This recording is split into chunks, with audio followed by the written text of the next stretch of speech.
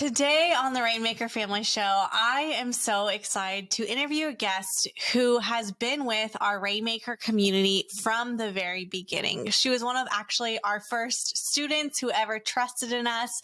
But more than anything, she is full of resilience and really captures this how can I mindset. When walls come up and in business and life, she has pushed back adversity times when they've been hard. I'm sure there have been moments when she's wanted to throw in the towel, but she hasn't. And she is someone just in our community that so many people look up to.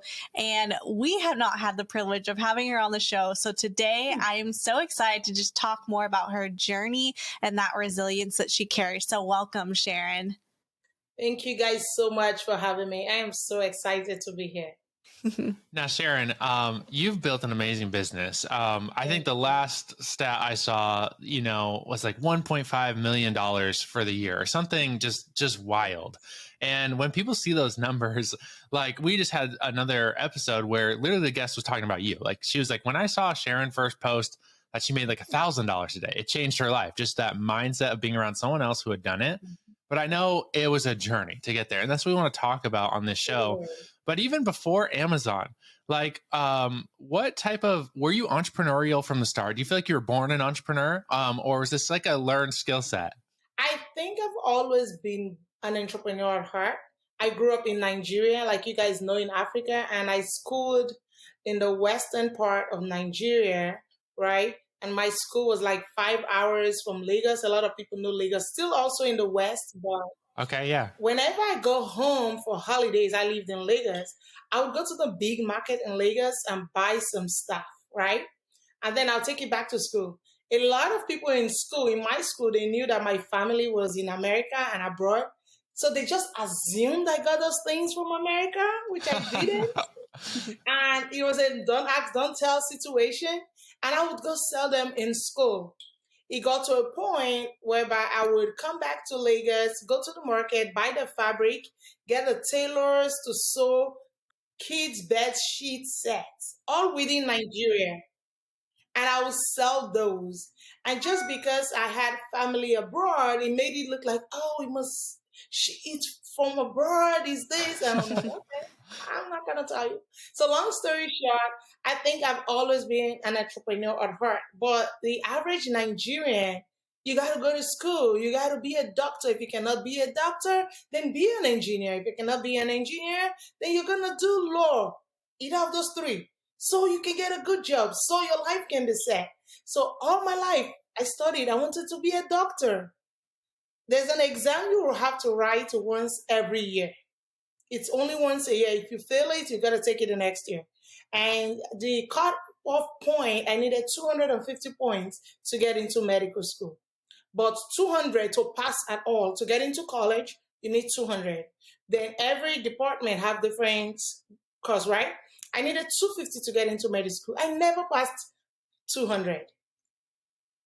I applied for the exam 5 times. That's 5 years in a row. I didn't sit for the last one. I sat for it 4 times. But I didn't sit for the last one, but I never passed 200. But after the second time, I said, okay, I'm going to accept whatever course would take me. And I accepted to study agriculture. So my story has just been weird from the beginning, but I'm excited for where I am right now. Because I'm not even using my college degrees. I have 2 bachelor's degrees and I'm not using them. That's amazing. And I mean, the resilience to go back and take those tests over and over and over. And eventually you did become a nurse, right? You did get into the medical field. Yes. And so, but I really do want to talk about that resilience because we've seen that in your whole journey, in the ups and downs of Amazon and e-commerce. Where did that come from? Was that, something you had to really work at, or is it, this is just, you're just a driven individual? Like, because I think it's so easy, I think sometimes to hit a wall and quit, right? We talk about this a lot in Rainmakers, like, you hit a wall and you quit, right? And a lot of people do this, like in business and marriage and in life. Like, I mean, it's just a big wall comes up and they just, okay, I guess this isn't for me, Maybe take us back to the beginning of your Amazon journey. Because I feel like, regardless if listeners, you're in the Amazon world, you're in the e-commerce world, if you're in the business world at all, there's going to be a wall that comes up. And I feel like in that early stages of your business, there were some walls. So like, take us back to the mindset during those times. What did you feel during those times? What happened in those early stages of the business? In the early stage of the business, at the very beginning, when you made the post about this whole Amazon thing, I thought it was just something like just buy something worth $200 and resell it. But you started doing, you remember, I don't know if you remember, these Facebook Live videos in the Okay. group. Yeah. And that was when I'm like, okay. And at that point, finances was super, super tight. Like super tight. My entire savings, and I'm talking about 401k, was less than $4,000. Okay, no, I think it was 5,600. So I took out of it to try and do the first product, and that didn't work out well. And then I saw that was when, I don't know if you can remember, I had a meeting, we talked about it, like, okay, Steven, something is wrong. I've ordered this product, and you were like, how many colors? So are you trying to tell me you have 4 variations? I said, no, it's the same product. It's just 4 colors. You're like, that's like 4 different products. And you're doing 50 units of product, Sharon. That's not how this works. It's not going to happen. You got to go all in. Do one product, something you can afford to do a lot of units. That's how you can get it. And long story short, I took the last $3,600 that was left, and put it into this one product, not knowing that I can sell that product on Amazon. Yeah. Wow. So that came, I couldn't do that. But good thing was I was already working as a nurse, but I was in so much debt that my take-home pay could not take me home. So what I did was every Friday, I get paid every Friday, I would take $200 out of my paycheck. And I was saving that $200 and just putting it into this old Amazon thing and just pretty much pushing forward. So the first product obviously was a flop. I didn't know what I was doing. The second product, I did not know I was not able to sell on Amazon. So I had it was a beautiful product, but it was just sitting right there in my husband's office. And then I did a third product and it worked. Wow. I was so excited. While I was working on the third product, I started working on the fourth product and it flopped. Like flopped. I didn't sell maybe 20 units. Wow. I did 500, so many things went wrong with that one.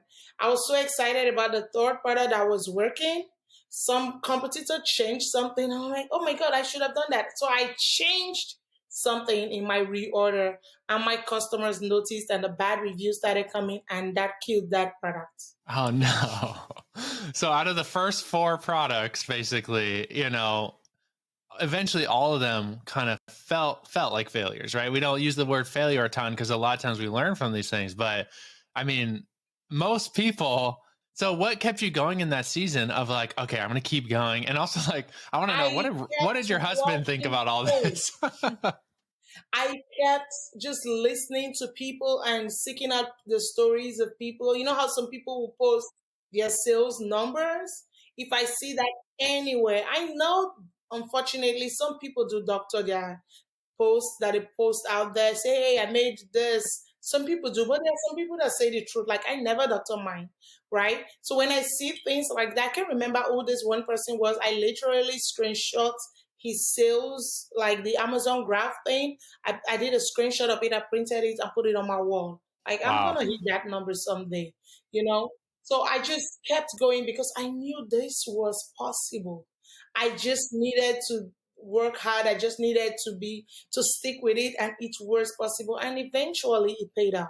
And at the time, I mean, you're married. You had probably a young baby at the time, maybe one baby. Oh yes, when I started, she was less than 2 months old, maybe 6 weeks ish. Okay. Wow. And what did Roy think of all this? That was crazy. Yeah. He didn't have the money. He knew that I was passionate about it, the way I was talking about it. He knew that there was potential, but he just every once in a while he's gonna be like, seriously, are we doing this again? Oh my God. Just thinking about it and how far I've come, I don't know. It's just giving me this nostalgic feeling because he encouraged me. He knew we were going to get it right. But sometimes you feel like, did you not know? I'm like, babe, if I knew, why would I have ordered? Yeah. But we're good Oh, right man. now. Sharon, I would love to know, what would your advice be to somebody listening right now who maybe is launching, say, well, we can talk about Amazon because that's what we are familiar with and started our businesses with, but it could be any business, that is starting something, feels like they're speaking a new language, which you can, I'm sure, attest to with just learning in the ins and outs about Amazon. But what would you tell them to encourage them, like if they're just starting out right now? What would you say? Keep it simple. Do not overcomplicate it. I am somebody that work with like tasks, to-do list. Give me a step by step. If you are somebody like that, get a simple list and just follow it. Don't keep rushing over all the bells and whistles that's out there. Amazon is huge. It's like a college level course, and probably with a master's degree. I have been doing this, Stephen. We've been doing this for like what, since Yeah. 2017? I still Yeah. don't Yeah. know everything about Amazon. Yeah. Mm-hmm. You can't really know everything about Amazon. It is huge. So don't feel threatened when you come to a webinar or you are in a course and you just see something that really does sound like another language. Don't feel threatened about it. The same way, if you found somebody on the streets just happening to be speaking Spanish to you, the same way you're going to tell the person, I don't understand what you're saying in whatever way, and then go find somebody that understands Spanish to come interpret for you, right? Do the same thing. The thing I have taught myself, especially in the last few months, maybe 4 months now, is I have really focused on the 80-20 principles. This thing, how would it affect my business right now? Is this part of my 20 or is this part of the 80? Because I know 20% of my input is going to account for 80% of my output. A perfect example is you're starting an Amazon business and you're rushing to go get a Shopify storefront. What would Shopify do for you right now? Is it part of your 20 or is it part of your 80? Maybe you already have experience that would help you with a Shopify storefront versus me that knew nada. Then that's fine. It's part of your 20. But only you can answer that question. So to answer your question, Chelsea, keep it simple. Keep it simple. That's I such love good it. advice. Like focusing on this, like the hyper focus things that produce the bigger results instead of Yeah. the busy work. We see a lot of people do that where, and we've tried to coach people and be like, don't look at this, just look here, right? Mm-hmm. But sometimes Mhm. people they almost do busy work in the business because it gets them that feeling of, oh, I'm accomplishing something, but it's actually not, like it's not pushing the needle. It's not focusing on those revenue producing tasks that they Yeah. need early on in the business, right? So And I think that was one of the first things you taught me, believe it or not, was about, I don't know if you can remember saying this, but there was something, I don't know if you told me or I read it in one of your old articles that surfaced. okay, And yeah, it was like, you don't have to be the person doing the thing. yeah, I think I read it in an old article that you had written and surfaced somewhere. And I was like, wow, this was long before I knew Steven. So you don't have to be the person doing the thing. You can actually pay somebody that knows how to do the thing better than you. A perfect example is if I try to clean my house right now, I will take days thinking about, oh my God, I gotta clean my house. Oh my God, I gotta do it. Oh my God. It will take so much space in my head. And then on the day I have to clean the house, it will probably take the whole day. And guess what? It's still not gonna be spot clean. But if I pay a cleaning service to come clean the house, I don't have to think about it. They do it in 3 hours and it is speak and span. And I can then use my 8 hours gained to do what I know how to do best, which is Amazon, make some money with my time, and from the money I made, pay this guy for his 3 hours. So what I have just done is made my 24 hours 27. yeah. Mm-hmm. That's so amazing. good. Sharon, I have a couple questions for you, but the next one I would love to hear is, what would your advice be or encouragement to that student or that person who has maybe launched one product, even launched a second product, and it hasn't gone the way that they wanted? Like Yeah. you, like Steve and I said, have such resilience. You talked about your products not making it. How have you been able to see and play that long game that I feel like we want to encourage so many of our students to do? Okay, so you want to remember this. I'm talking to the student directly right now. You want to remember this. In this game, it's easier to grow wide than to grow deep. Everybody wants to launch a product that will sell 100 units a day. It's fine, good, but it's so difficult to do. But if you launch 10 products that sells 10 units each a day, you're going to still sell 100 units a day. And when that money hits your Bank of America, your bank is not going to ask you how many products brought this money. It's still the same dollars and cents. So, to really make it in this business, keep launching new products. Don't put all your investment, all your eggs, don't be overly emotionally attached to any one product. Instead, do your due diligence, do the best you can, do the best product research you can, and give it your best. I personally, when I launch a product, I buy 3 months worth of inventory and I give it my best. If at the end of 3 months it doesn't do well, too bad. I move on to the next. Yeah. I've heard you say that before. Don't become too emotionally invested in your product, which I think can happen, especially when you're starting out and you're like, this is it. And even, people who create an Instagram account around it or all of that, it's not a fail. You just got to keep going and keep launching, because that will add up. And sometimes we do have students who launch one product and like they're fine with that and it's a hit and all of that. And sometimes we don't have students launch it that way. They have to launch multiple to create the income that they're looking for. Yeah, that's true. I think there's something called the sunk cost fallacy, right? And this is where, once you've spent money and time on something, it's so much harder to let go of it, right? Like you invest in this product, you give it 3 months, you give it your all, and the metrics, the data is saying, hey, it's time to move on from this product and go to something else, right? But because you've invested that time and money in there, it's so much harder to like let go of it. And what are the metrics like you look at? I know we're getting a little into the nitty gritty, but I feel like this could apply to any business, right? Where it's like sometimes we met someone recently who she started a podcast, right? And she puts all this time into the podcast, she do these episodes. And then she really looked at the metrics. She's like, actually, the podcast is just taking up a lot of my time and it's not really moving the needle. We had an interview scheduled with her and she's like, I actually just canceled the podcast. It was a super hard decision to make, but and because she had invested all this time in it, for anyone listening, if there's something in your business that you feel like you've given a solid effort on, Sharon, how do you kind of decide when to shut down something or to pivot from something? Are there key metrics you look at? Is it based on a feeling? Like, what do you kind of go off of to go like, I'm going to shut the door here and pivot to here? Okay, I'm a data person. I look at the data, right? I do not get emotionally attached. I give it my all. The perfect example is social media. I was doing my social media. I gave it my all. And then it got to a point where like, okay, I'm doing all this posts and doing all those things I'm supposed to be doing. And it's not adding dollars and cents to my bank account. It's not bringing in sales. The account is not growing as fast as I would. And I would rather use that time, because I'm just one person and I have only 24 hours. I'd rather use that same time and energy and focus on Amazon and within Amazon grow. Because if I grow within Amazon, I am more assured of results. And then I got to a point where I was focusing on Amazon and I did exactly what I said about the cleaning lady. I paid someone else to do the social media for me. Awesome.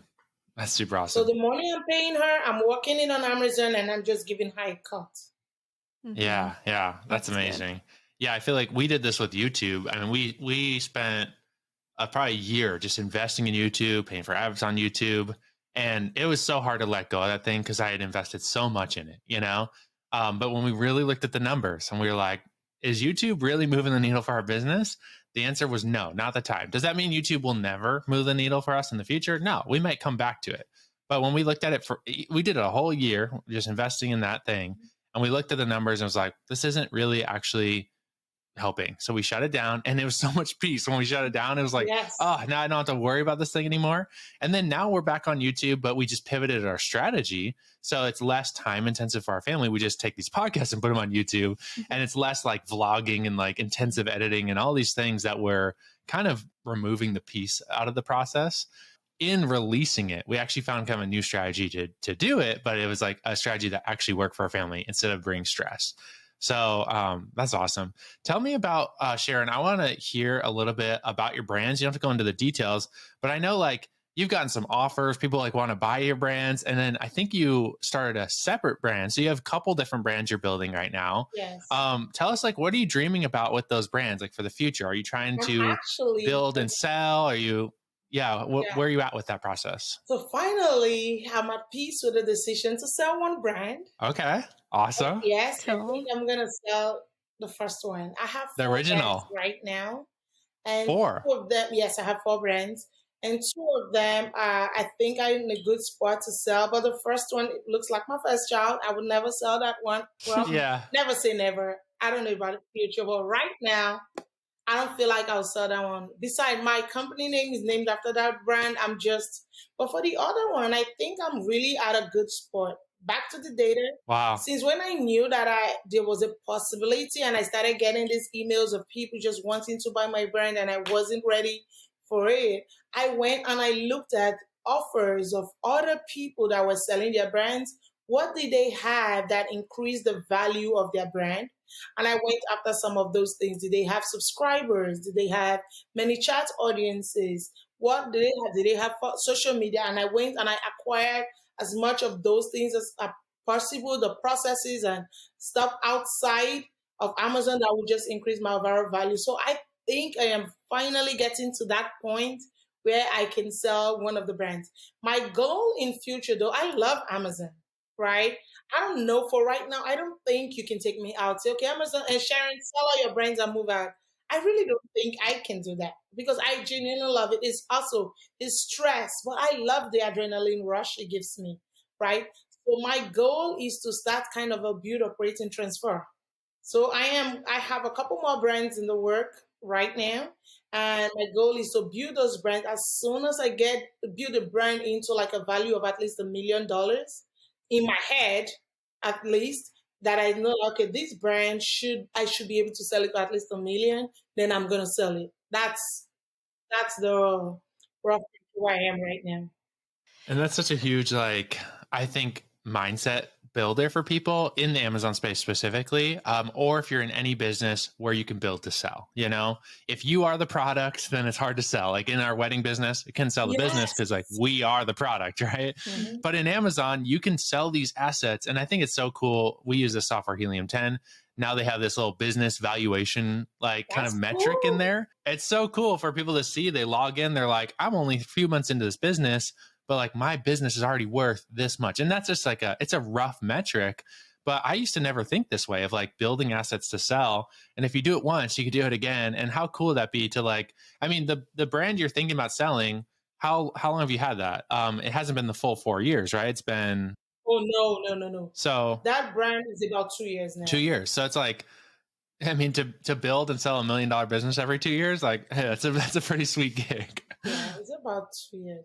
And I have Amazon to think about for that brand because I had launched the product under my old brand.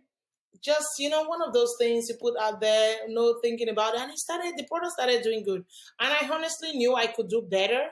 So I'm like, okay, I'm going to rebrand this product to really be competitive and I will do better. And I tried to rebrand and Amazon would not let me change my brand name. I'm like, okay, you don't want me to change my brand name? That's fine.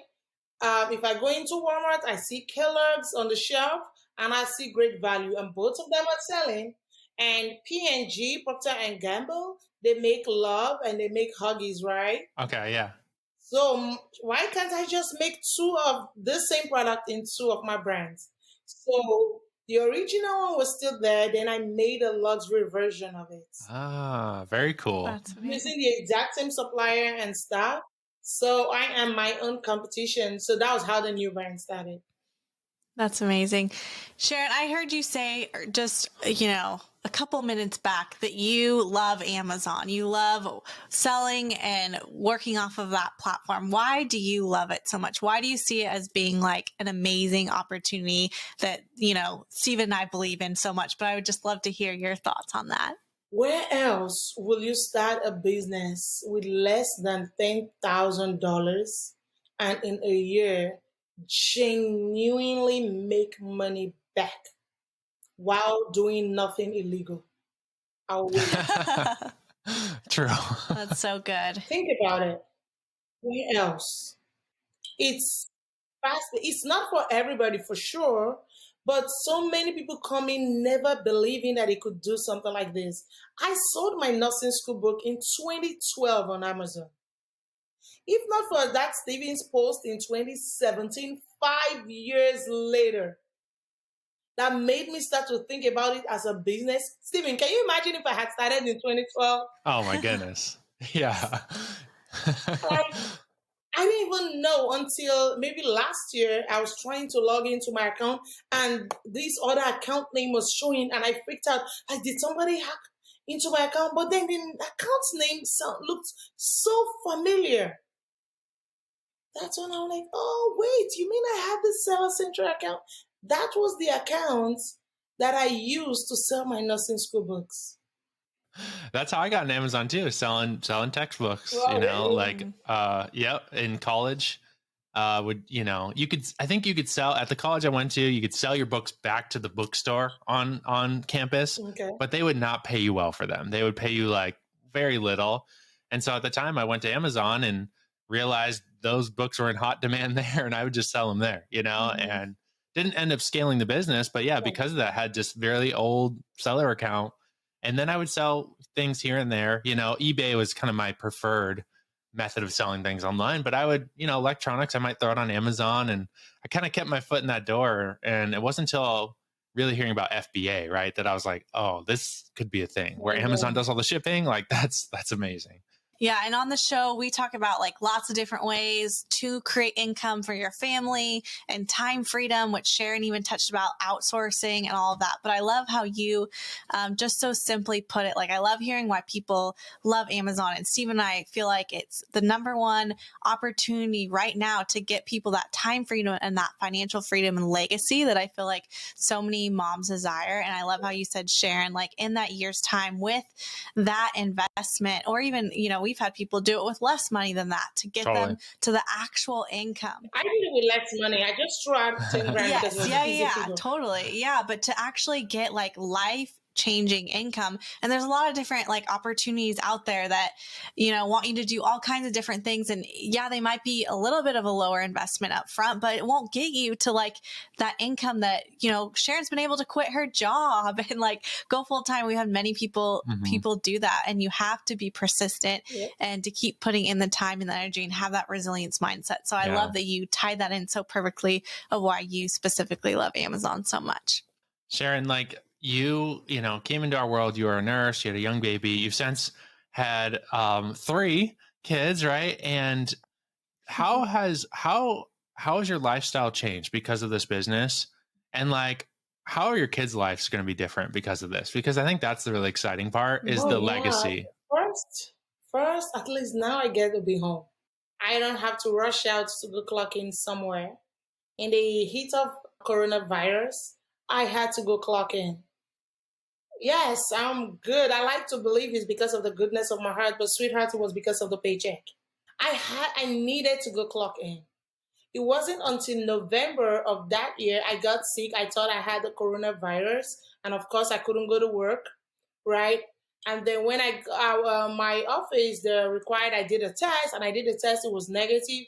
But when it was just time to go back to work, I'm like, I'm done.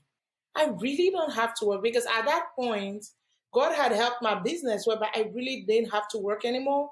But I'm a pediatric nurse, so I had a relationship with my patients. So it was not easy. Like, Chelsea, you're a mom. Imagine if you had, let me just say, a nanny. And she just came one day and said she's not working anymore after you've worked it up for a couple of years. It's going to be difficult to replace. So that was my thing. I'm like, how do I just wake up and just tell this lady I'm no longer able to take care of your child? You know? So because of that, I had a relationship with the patient. But after I was sick and I was out of work for, I think, almost 3 weeks, they got another nurse and they were just fine. You know? So it's not like it's a do or die affair. God forbid, if I had died, they would have gotten another nurse. So when it was time to go back and resume, I'm just like, you know what? I'm good. At first, I was like, I want to take some time off. I'm not ready. So from November, I didn't work. Then in January, they called me. It was a PRN, that means as needed. Another nurse had called up. I specialized in NICU babies. So when they had like really tiny babies, maybe because I had hospital experience, they would come like, "Hey, Sharon, we have this NICU baby, please." So I went again, but after like, I think I just did 1 or 2 shifts, and I'm like, nah, thank you, no more. I'm a seller at heart, and that was it. Never looking back. And you had that freedom to choose, like how many people would love that freedom to like, I can choose to stay with this if I love it, which you did for a long time. You stayed longer and then you realize, man, I think I'm done.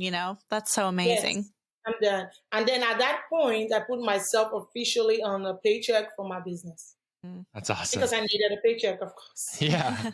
So with your Amazon businesses, you kept all that money in the business pretty much until that point. Wow. So that's like, 4 years in, basically. You didn't pay yourself from the business, or? It was more like, because I stopped work November of last year, made it 1 year. Okay. So 2020 was when I stopped work. I started Amazon June of 2017, but all of 2017 was like a black hole. So 2018 was when I started getting some money back, but every single dime and more went back into the business all of 2018, 2019. But by 2020, I wasn't taking a paycheck, but if I had a large expense and I needed money, I would take money.